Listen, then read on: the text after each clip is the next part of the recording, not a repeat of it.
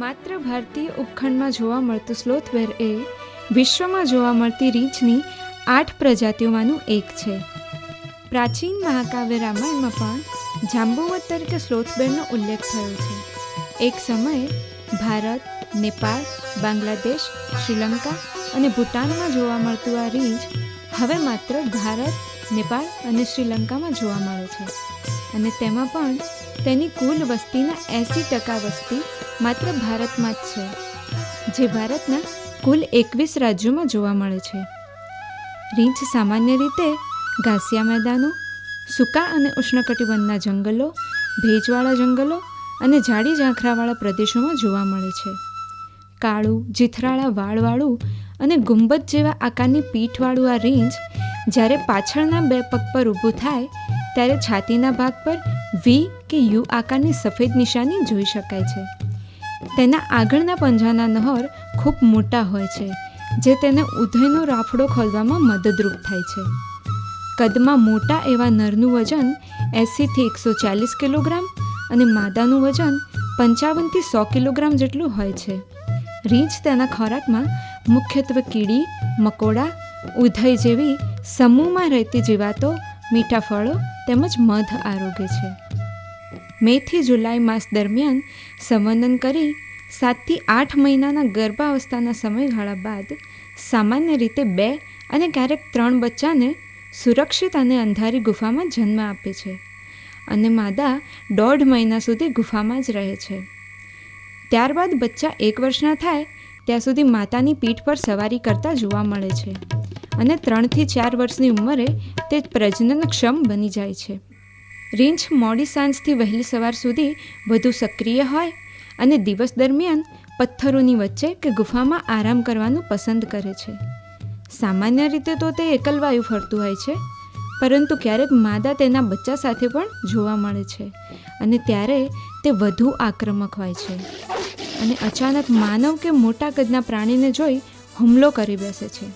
આપણા વિસ્તારમાં રીંછની હાજરીની જાણ તેના પગના નિશાન, ઝાડ પર નહોરના નિશાન, હગાર તેમજ મધ ખાધા બાદ જમીન પર પડેલા મધપૂડાના ટુકડાથી થાય છે.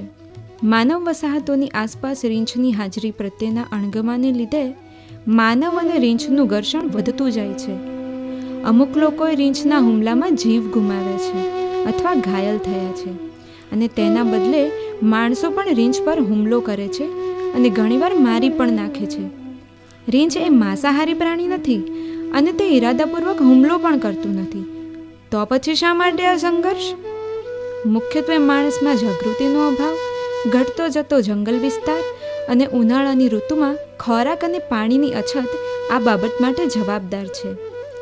રીંછના વિસ્તારમાં વસવાટ કરતા લોકો જ્યારે જંગલમાં ફળફળાદી તથા ઈંધણ લેવા જાય ત્યારે અચાનક રીંછનો સામનો થઈ જતાં તે હુમલો કરે છે.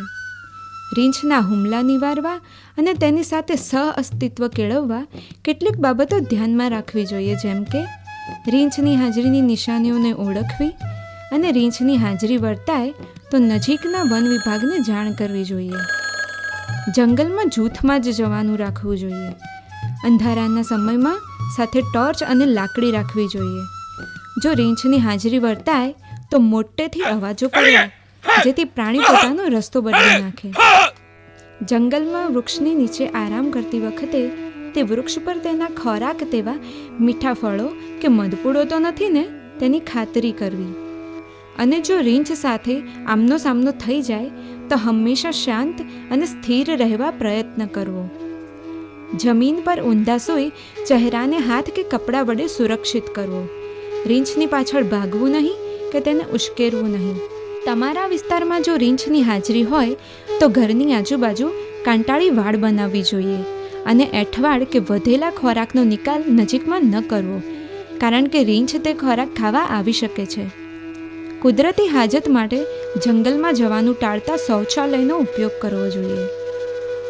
રીંછનું સંરક્ષણ એ આપણી ફરજ છે, નહીં તો બાંગ્લાદેશની જેમ ભારતમાંથી પણ તે લુપ્ત થઈ જશે. આ માટે તેના આવાસોનું રક્ષણ કરવું જોઈએ અને રીંછ અંગે જાગૃતિ ફેલાવવી જોઈએ.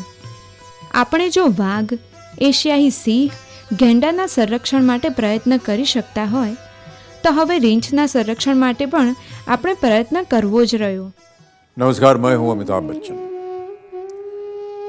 ये हमारे लिए अत्यंत गर्व की बात है कि स्लॉथ बेयर, जिसे हम अपनी भाषा में भालू कहते हैं, स्लॉथ बेयर केवल भारतीय उपमहाद्वीप में पाए जाते हैं. उनके पास भी ईश्वर के द्वारा रचित धरती पर निर्भयता से जीने का अधिकार है.